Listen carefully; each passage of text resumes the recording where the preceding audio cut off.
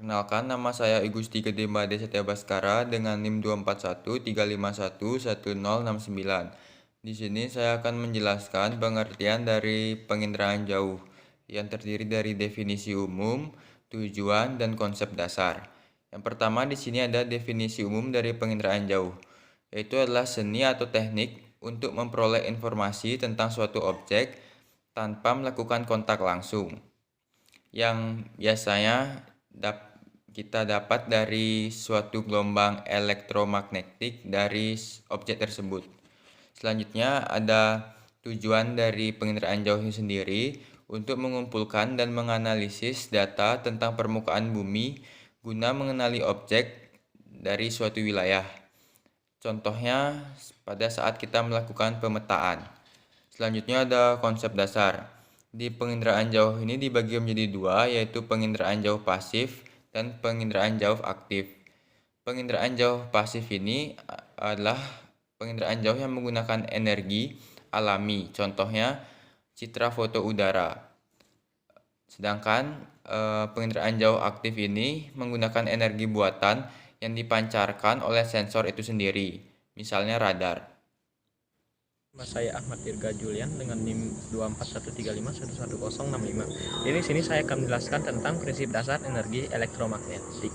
Jadi, pengertian dari energi elektromagnetik adalah energi yang dipancarkan dalam bentuk gelombang dan gelombang elektromagnetik yang terdiri dari medan listrik dan medan magnet yang saling tegak lurus dan merambat secara bersamaan melalui ruang dengan kecepatan cahaya. Jadi, cara kerja gelombang elektromagnetik itu yaitu yang pertama getaran medan listrik dan magnet. Jadi medan listrik berosilasi dalam satu arah, sedangkan medan magnet berosilasi tegak lurus terhadap medan listrik. Jadi perambatannya itu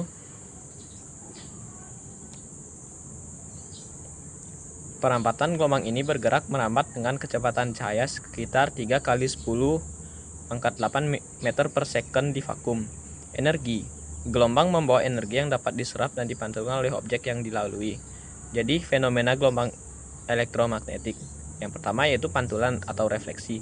Gelombang elektromagnetik dapat dipantulkan jika mengenai permukaan yang halus dan memiliki sifat reflektif seperti cermin atau permukaan logam.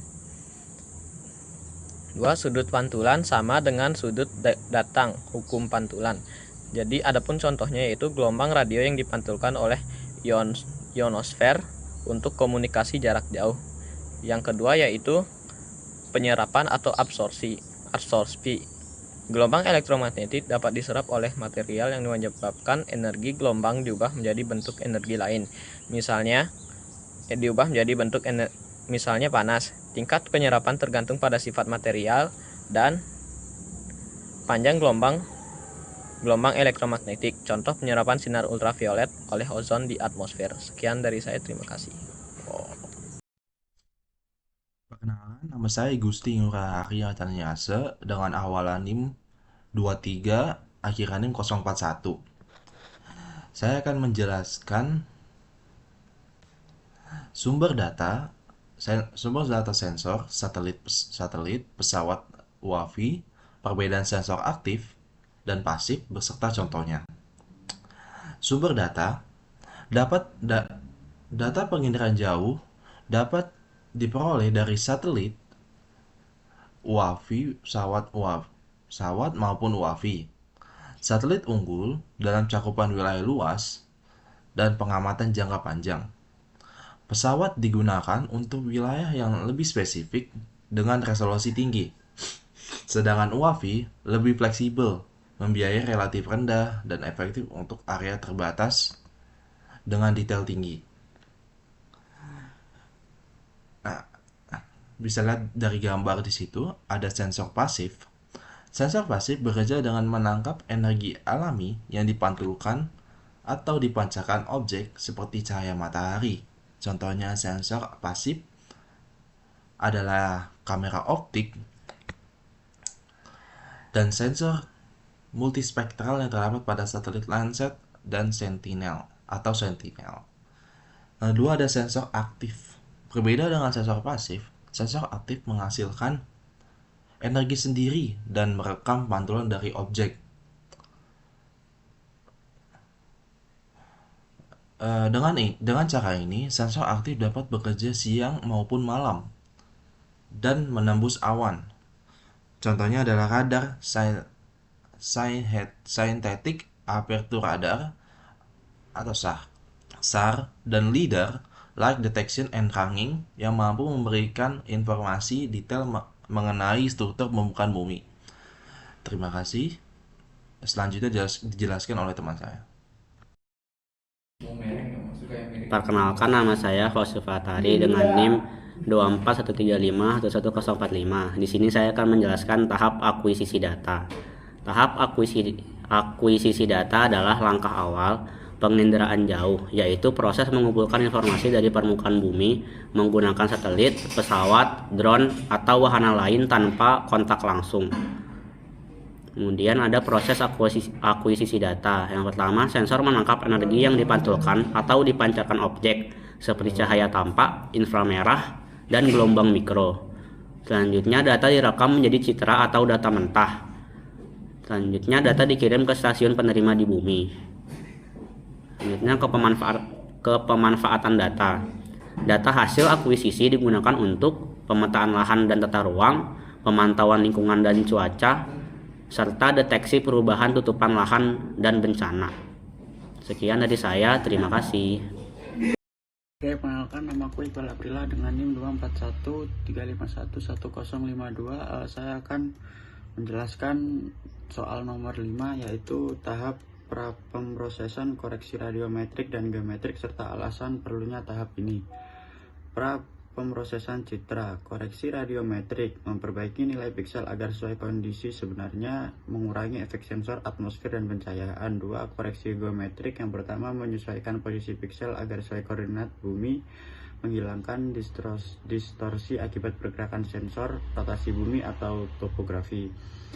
Salah satu alasan pentingnya yaitu menjamin akurasi data dan analisis, membuat citra bisa dibandingkan antar waktu, memudahkan integrasi dengan data GIS atau peta lain, meningkatkan keandalan hasil interpretasi. Sekian, terima kasih. Baik, selamat pagi. Perkenalkan, saya Optalia Menurung dengan NIM 2413511060. Selanjutnya saya akan membaca tentang tahap interpretasi atau analisis citra. Interpretasi citra dalam penginderaan jauh atau inderaja pada dasarnya ialah serangkaian bentuk pembelajaran yang dilakukan untuk mengkaji foto udara atau citra yang dipergunakan, sehingga hal ini mampu mengidentifikasi objek dan menilai arti objek tersebut. Tahap interpretasi citra antara lain adalah deteksi, pengamatan awal terhadap objek yang tergambar pada foto udara atau citra. Yang kedua itu identifikasi, yaitu proses mengenali objek yang telah dideteksi dengan menggunakan keterangan yang cukup. Yang ketiga itu analisis, mengklasifikasikan berdasarkan proses induksi dan deduksi untuk mendapatkan informasi yang lebih mendalam. Contoh dari interpretasi citra dalam penginderaan jauh misalnya jalan raya. Selanjutnya itu metode klasifikasi. Metode klasifikasi yang digunakan untuk mengklasifikasikan objek-objek di dalam citra menjadi beberapa kategori berdasarkan karakteristiknya, yaitu klasifikasi supervised, yaitu menggunakan data pelatihan. Yang kedua itu ada klasifikasi unsupervised, yaitu tanpa data pelatihan. Yang ketiga ada klasifikasi semi supervised, yaitu menggunakan data pelatihan terbatas. Yang ketiga itu ada tentang ekstraksi informasi. Ekstraksi informasi sendiri itu yaitu tentang mengambil informasi yang berguna dari citra, antara lain adalah 1. Ekstraksi fitur objek, yaitu dia mengambil melalui objek. Yang kedua, ekstraksi informasi spektral, yaitu objek-objek yang mengenai informasi spektral. Yang ketiga, ekstraksi informasi tekstur, mengambil objek-objek informasi tekstur. Dan contoh hasil analisis citra yaitu 1. Ada pemetaan lahan, misalnya vegetasi, tanah, dan penggunaan lahan. Yang kedua itu ada pemantauan lingkungan seperti perubahan iklim, polusi udara, dan kerusakan hutan. Yang ketiga itu ada pengawasan bencana seperti banjir, gempa bumi, dan kebakaran hutan.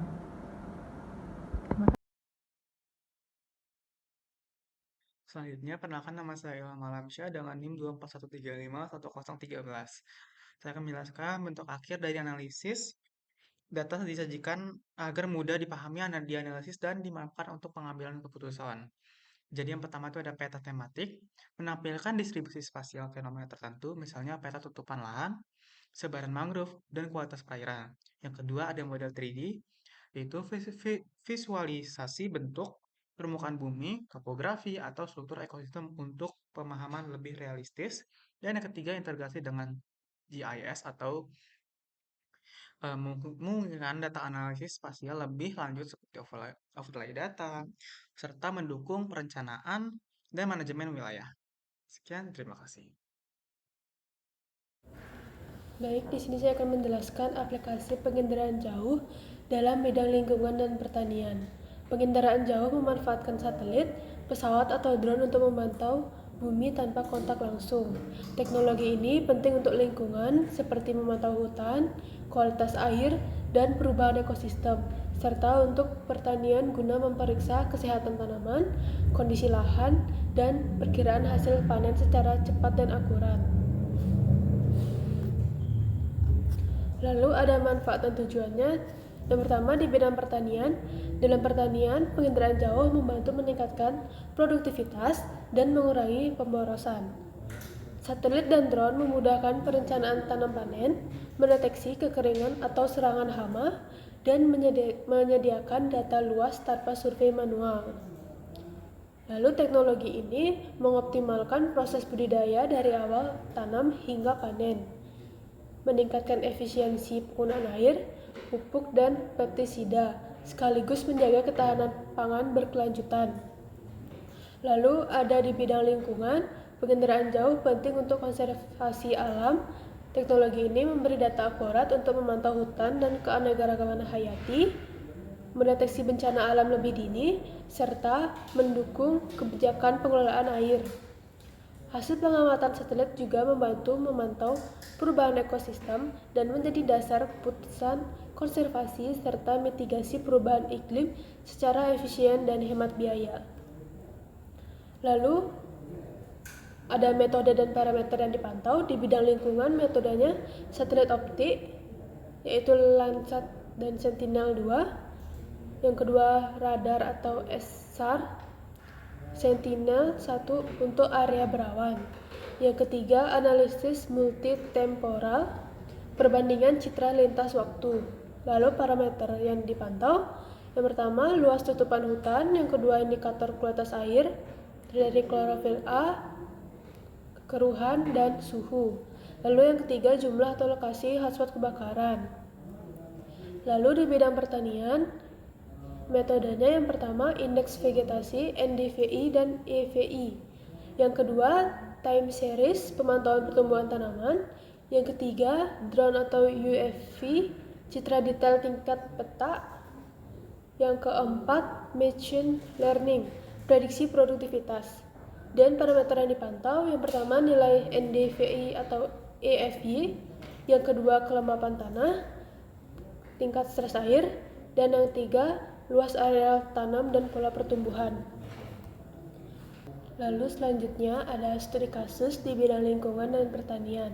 Bisa di-scan untuk sumber referensinya. Pada gambar pertama, sebaran eceng gondok danau rawa pening tahun 2000 sampai 2013 berdasarkan analisis citra satelit Landsat. Lalu pada gambar kedua, peta kepadatan vegetasi Maros pada tahun 2007 sampai 2009 menunjukkan perubahan kerapatan vegetasi hasil rehabilitasi hutan berdasarkan citra daun multispektral dan NDVI. Lalu pada gambar ketiga, peta sebaran panen padi sawah Kabupaten Bekasi hasil analisis citra Landsat 8 pada tahun 2015. Lalu pada gambar keempat, distribusi ekspansi padi di TNUK pada tahun 2021 memperlihatkan luas sawah pada luas sawah padi masyarakat yang masuk kawasan konservasi kurang lebih 1.556,82 hektar. Hasil klasifikasi Citra Sentinel-2 dengan algoritma random forest. Sekian dari saya, terima kasih. Yang selanjutnya ada aplikasi penginderaan jauh di bidang kelautan. Penginderaan jauh atau remote sensing digunakan untuk memantau kondisi laut dan pesisir tanpa kontak langsung. Misalnya pemantauan suhu permukaan laut, deteksi tumpahan minyak, pemantauan kualitas air, perubahan garis pantai, ekosistem pesisir, hingga deteksi bencana alam. Yang pertama ada pemanfaatan. Memberikan data spasial dan temporal yang luas. Yang kedua ada efisiensi dalam pemantauan area yang sulit dijangkau, mendukung kebijakan pengelolaan sumber daya laut, dan membantu mitigasi bencana kelautannya. Ada metode. Yang pertama ada penginderaan jauh optik seperti citra satelit seperti Landsat dan Sentinel dan MODIS. Pemantauan warna laut, kekeruhan, dan perubahan garis pantai. Yang kedua ada penginderaan jauh radar atau SAR. Mendeteksi gelombang laut, arus, hingga tumpahan minyak. Yang ketiga ada penginderaan jauh termal, yaitu memantau suhu permukaan laut. Adapun parameter yang dipantau, yang pertama ada fisik, berupa suhu permukaan laut, gelombang, arus, dan pasang surut. Yang kedua ada kimia, berupa kualitas air, seperti kualitas air laut, seperti salinitas, kekeruhan, dan klorofil A. Yang selanjutnya ada biologi, berupa sebaran fitoplankton, kondisi ekosistem mangrove, terumbu karang, dan lamun. Dan yang terakhir ada geomorfologi, yaitu perubahan garis pantai, erosi pantai, dan sedimentasi. Selanjutnya ada contoh studi kasus yang menggunakan citra satelit dalam bidang kelautan untuk memetaan sebaran terumbu karang menggunakan citra satelit Spot 6 di perairan Pulau Pari, Kepulauan Seribu, Jakarta.